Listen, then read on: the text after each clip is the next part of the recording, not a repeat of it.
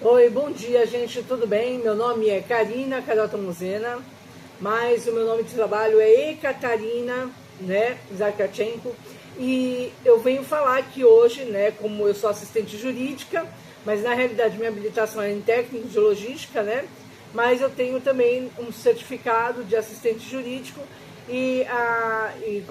como na minha grade curricular eu tenho o direito, né, como pauta, né, de trabalho, eu tenho esse certificado, né? Então eu estudo junto com tudo que eu faço, eu levo meus estudos também para esse lado, né? Dentro do campo jurídico nós temos várias reflexões, né? Em relação a como as coisas acontecem. E uma das coisas interessantes, né? Que muita gente ainda não percebeu, né, é sobre o detector de mentiras, né? Quando ele é usado, né? E se eu consigo, sem ele, né? Sem esse aparelho, detectar alguma coisa errada, a mentira no meu interlocutor, por exemplo, né? A verdade é que pessoas treinadas, né, agentes treinados da Federal, por exemplo, eles têm uma percepção mais aguçada do que uma pessoa de senso comum.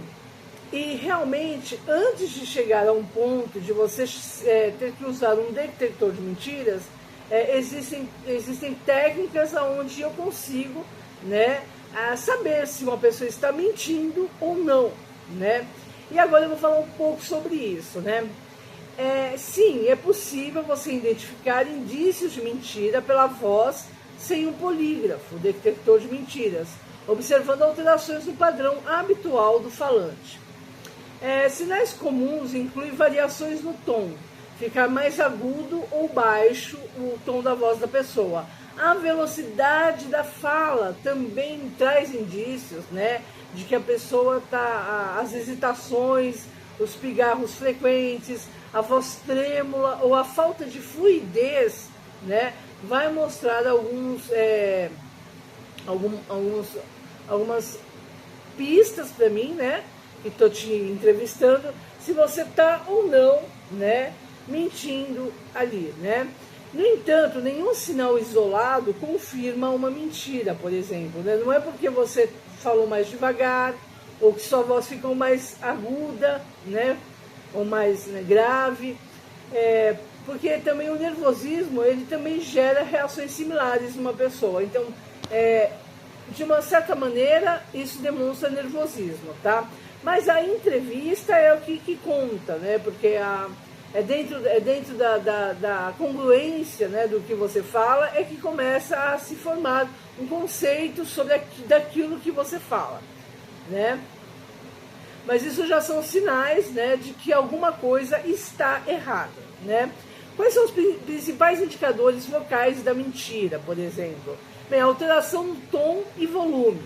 O tom de voz pode se elevar com a raiva ou emoção, ou diminuir quando há vergonha e tristeza. Mudanças drásticas na frequência normal da voz são indicadores fortes de que alguma coisa está errada. Pausas e hesitações. Pausas frequentes, gagueira ou começar a falar mais devagar, enquanto tenta inventar uma história, né? Ou você começar a falar devagar é porque você está pensando, né, no que falar, e aí você é como se você tivesse aquele gatilho, eu tenho que, né, sair por ali, né? Então você veja que isso daí também pode ser um indício de que você está tentando sair de um problema que você está acontecendo ali. A velocidade da fala, né? A fala pode se tornar mais rápida devido ao nervosismo, né? Isso você pode perceber pessoas que chegam em pronto-socorro. Meu pai acabou de ter um ataque, né? Exatamente isso, né? Ou exageradamente lenta para controlar o relato. Não, calma, vamos ver o que vamos fazer, porque, né? Então, assim, perceba que essas diferenças fazem muita diferença naquilo que você está ouvindo, né? A qualidade da voz. Temos que perceber a voz trêmula, cortada, anasalada, né, presa, né? A gente percebe que a voz está presa, a falta de fluidez, né, de um diálogo natural, por exemplo, né?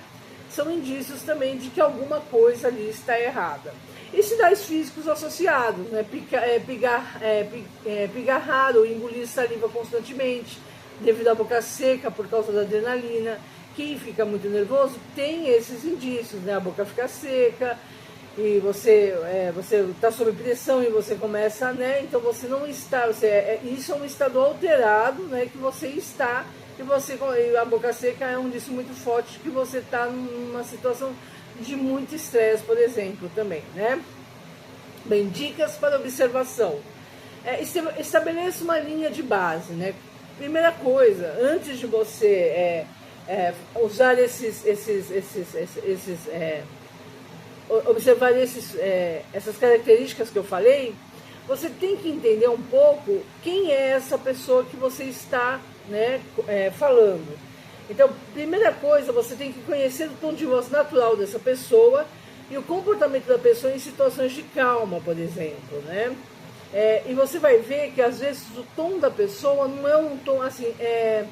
Pega um locutor de rádio, você vai ver que o tom de voz dele é sempre o mesmo, né? Ele não tem variações. Tipo assim, eu tô falando aqui agora com você calma, mas depois eu falar assim com você, então não, mas eu acho que é exatamente.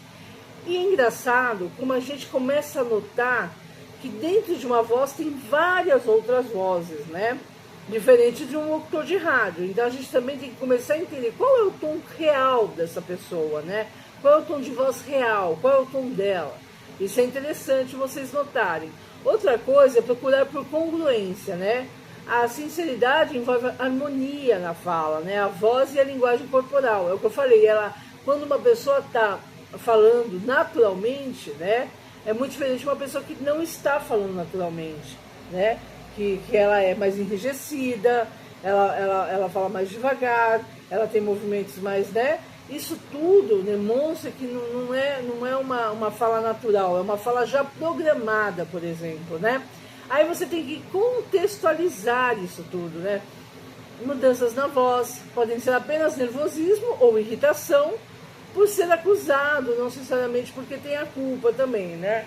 E é engraçado que eles falam que é a voz de hélio, né? Parece que quando o pessoal usa o hélio, né? Que é um gás nobre, a voz fica mais fina. E é engraçado que quando uma pessoa é afetada em alguma coisa e fica nervosa, a voz afina, né? E é engraçado vocês notarem isso em entrevistas onde a pessoa... onde aquele ponto que pega na pessoa e a pessoa começa a falar mais fino, né? Como se tivesse ali uma questão que o irrita, né? E depois verifique se isso realmente procede, né? Verifique a fala. Mentirosos tendem a dar mais rodeios, né? Tendem a não se explicar muito, ou não ter um contexto fechadinho, sabe? A resposta é sim ou não. São respostas mais curtas, são respostas que não cabem em si, né? São explicações excessivas, ou detalhes desnecessários, né? Então tudo isso faz diferença, né? Então a detecção de mentiras baseada apenas na voz requer muita atenção aos detalhes e ao comportamento, pois, segundo especialistas, não existe um único sinal verbal que confirme o engano com 100% de certeza, né? Várias coisas têm que ser analisadas. Mas é engraçado que vocês vão começar a entender que o detector de mentiras, você consegue, sem ele, né, já analisar mais as pessoas, né?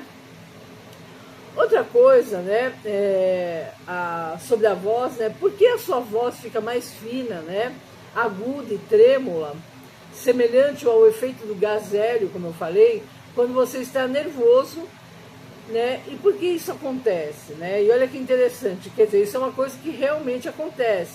É uma reação física real ao estresse e à ansiedade, é o que eu falei, alguma coisa ali que o incomoda, conhecida como disfonia por tensão muscular. Isso ocorre porque o sistema nervoso sob estresse causa contrações musculares involuntárias na região da laringe e do pescoço. Então aqui estão algumas questões técnicas, né? Porque isso acontece.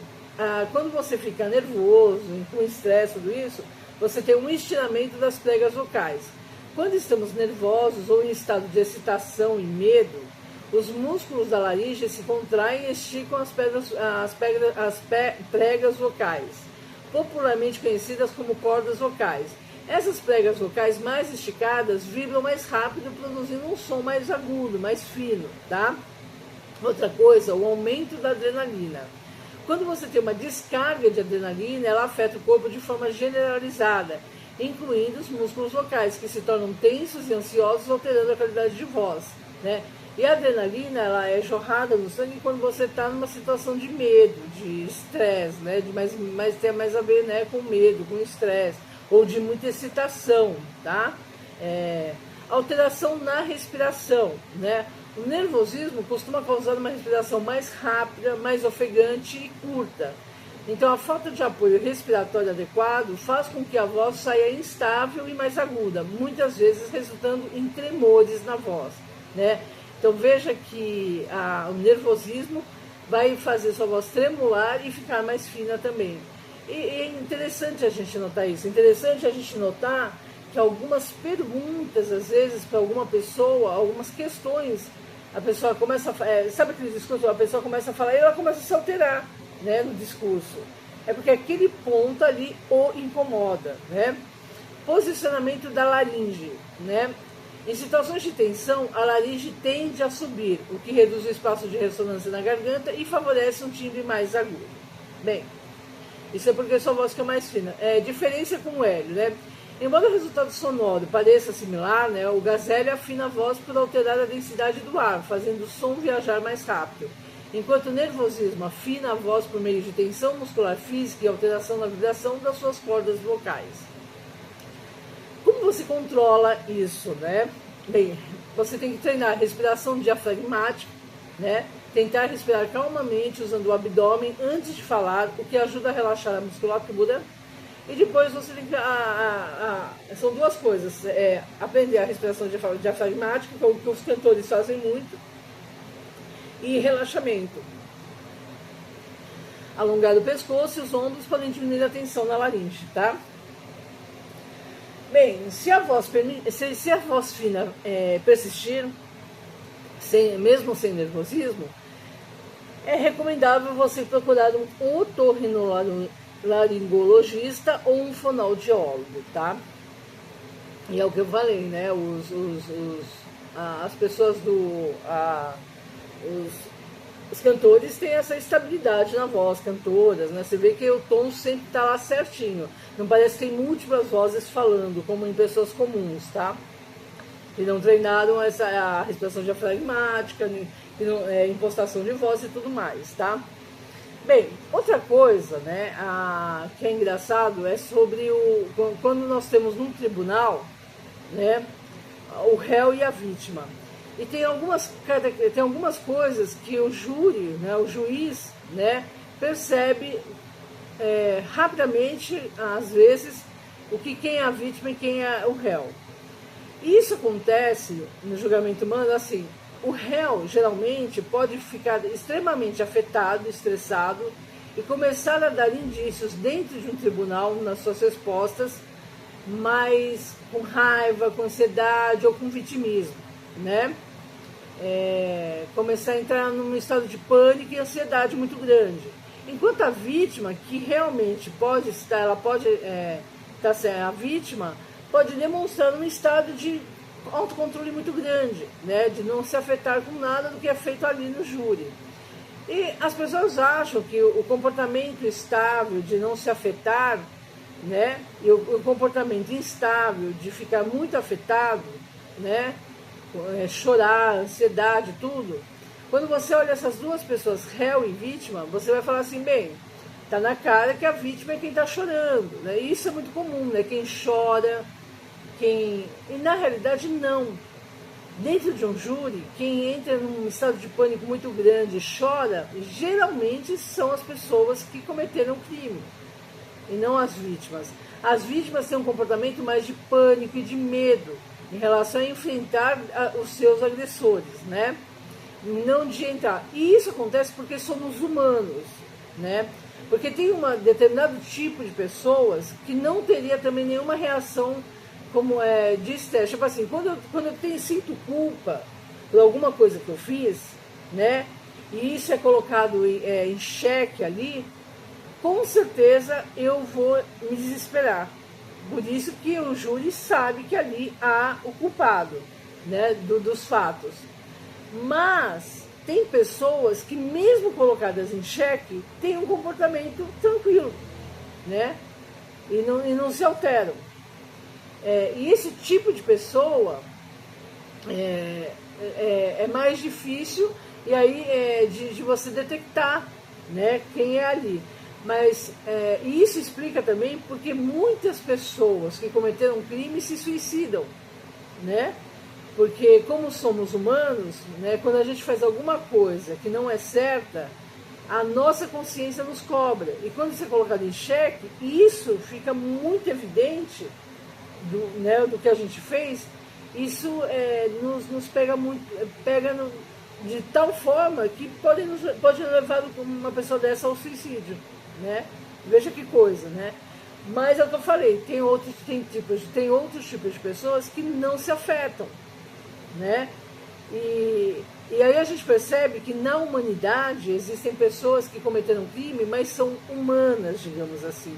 E tem outro tipo de pessoas que cometem o crime e não são humanas, que nem os serial killers e tudo mais, né? Os caras falam, quando você vê uma entrevista de um serial killer, você pode procurar no YouTube, eles falam que eles fizeram isso por uma grande causa, ou que o que eles fizeram não é uma coisa que eles fariam de novo, é a frieza mesmo, né? Então tem uma categoria de pessoas que sai, é uma exceção dentro do que a gente poderia falar humano, né? E por que isso acontece, né? Porque no contexto jurídico é fortemente influenciado, né, pela psicologia, comportamento não verbal e heurísticas, né, atalhos mentais. Quando os papéis não estão explicitamente definidos, o cérebro do juiz ou dos jurados busca pistas comportamentais para identificar o agressor e a vítima. Qual é o cenário, né? E esse cenário a gente tem que entender também, porque nem sempre há várias exceções, há vários vieses, né, como eles falam. Então, o vitimismo como mecanismo de defesa e culpa, né? O comportamento de raiva e o vitimismo são coisas, né? Quando o culpado se estressa, por exemplo, ele argumenta com raiva e se coloca no papel de vítima. Ele demonstra inconscientemente, tanto na fala dele como na falta de inteligência emocional, o descontrole e a incapacidade de assumir a responsabilidade por seus atos. Mas também mostra também nesse sentido que não é uma pessoa tão bem elaborada, né, no contexto criminal, né? Porque se ele descontrola e não tem capacidade de inteligência emocional, é porque ali o crime não é tão premeditado, né? E a gente tem que notar isso também. Mas quando o cara projeta a culpa, né, psicologicamente, a raiva frequente, né, de uma pessoa sobre outra, para se vitimizar, podem ser tentativas de projetar a culpa no outro ou uma forma de lidar com o estresse da situação de uma coisa que a pessoa fez e que sabe que é errado e que ela não quer ser culpada por aquilo. Ou que muitas vezes é interpretado pelos julgadores como um comportamento defensivo e né, de quem tem algo a esconder, né? Então, veja que tem várias formas de interpretar isso. A postura firme como símbolo de veracidade, por exemplo, né? O comportamento inabalável, né? Mas eu falei que existem exceções de comportamento inabalável, né? A vítima que mantém a calma, a firmeza, a congruência nas coisas que fala, a constância em seu relato, transmite credibilidade e segurança. E a ausência de reações exageradas, de raiva, é lida como verdade, independente da emoção. Enquanto o comportamento ansioso do culpado é lido como mentira ou culpa, né? Então tem que perceber isso daí também, né? Isso daí, ó, pessoas que atacam, né? Ela quer alcançar isso a gente tem que notar, porque ataca sem motivo nenhum da outra parte, né? Fica com raiva, né? Isso é uma coisa que a psicologia a psicologia forense, né, vai olhar de uma forma mais aprofundada para essa pessoa, né? A linguagem corporal no julgamento, né? A comunicação não verbal. A raiva e a ansiedade são emoções visíveis na linguagem corporal, como agitação, tom de voz elevado, expressões faciais tensas. E o juiz, muitas vezes subconscientemente, associa a agressividade de quem se estressa à agressividade do crime cometido, né? E o poder do vitimismo, né? Bem, quando a pessoa se coloca no lugar de vítima, ai, tem inveja de mim, ou ela com aquele sequestro emocional, né? Quer sequestrar, xinga a pessoa para que se tomar um tapa, né? Mas ela age com muita raiva, e fala que o outro é culpado no seu relato, ela começa a gerar o quê? Uma dissonância cognitiva nos julgadores, né? Que percebem a discrepância da fala da vítima, como se ela fosse a vítima, e a ação agressiva dela ao mesmo tempo, levando a uma desconfiança e, consequentemente, uma condenação, né? Então, esses mecanismos que o juiz usa, né, são atalhos cognitivos, né, que a gente vai percebendo conforme a gente vai conversando com todos, né, que estão ali dentro de um processo, e aí começa a se perceber, né, quer dizer, você veja, é muito difícil você esconder algo dentro de um júri, né. Sem provas óbvias ou confissão, a raiva é vista como um sinal de periculosidade de quem tem ela, né, ou de culpa mesmo, né? Então essa ansiedade de quem teme o resultado é muitas vezes confundida com a ansiedade de quem teme ser descoberto, por exemplo. Então, em resumo, né, o juiz condena aquele que demonstra raiva e vitimismo, às vezes porque o cérebro humano está programado para associar a firmeza e a calma à verdade, e a agressividade defensiva extrema à culpabilidade, entende? Então a gente percebe que e em outras coisas, a gente percebe no cotidiano da pessoa, no que ela produz. Então, tudo isso é visto e sentido pelo corpo que está ali julgando, né? Então, veja que para você, assim, na hora de um júri, não é usado só um detector de mentiras, são as entrevistas, são as coisas que você fala, né? São os comportamentos que você tem, o cotidiano, como você leva. Tudo isso demonstra, né, coisas em você de culpa ou não, né? E a estabilidade, ela é um fator decisivo, né? Se você é uma pessoa estável, se você é uma pessoa verdadeira, se você é uma pessoa natural, é muito mais fácil entender, né? E também pelo aquilo que você fala, porque também nós temos na psicologia forense as coisas que o nosso inconsciente, né? Tudo isso é visto, por que agimos assim, né? E é isso, né? A gente é muito difícil você conseguir enganar um júri, por exemplo, né? Se você realmente é uma pessoa sem culpa, tenho certeza que num júri você vai conseguir provar isso. E foi uma pergunta que eu fiz para um agente dos Estados Unidos, perguntei para ele assim, mas será, cara, que vocês nunca erram e que de repente mata-se pessoas inocentes? No caso de agentes dos Estados Unidos, eles não vêm com a resposta pronta para você, porque eles querem que você tenha essa instrução e que você reflita sobre. E, sabe, realmente é muito difícil um erro em corredores da morte. Essa é a verdade, tá bom, gente? Uma boa tarde.